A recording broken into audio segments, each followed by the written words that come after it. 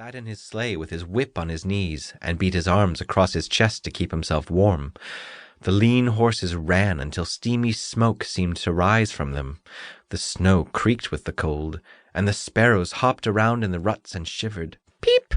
When will spring come? It's taking a very long time about it." "Very long," sounded a deep voice from the highest snow-covered hill far across the field.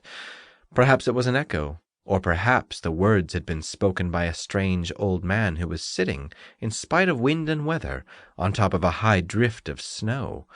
He was all white, with long hair, a pale face, and big clear eyes, dressed like a peasant in a coarse white coat of frieze.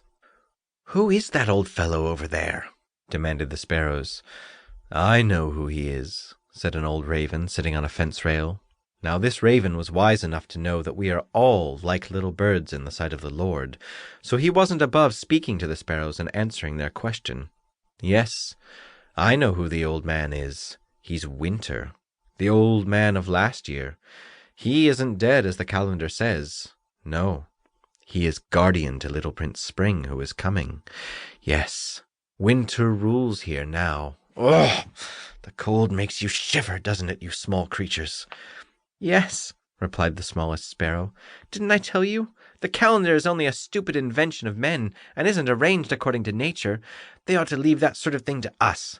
We are born much more sensitive than they are." So 1 week passed away. Yes, almost 2 weeks went by. The forest was black, and the frozen lake still lay hard and stiff, looking like a sheet of lead. The clouds, like damp cold mists, lay brooding over the land, while the great black crows flew in long silent lines. It was as if nature were sleeping.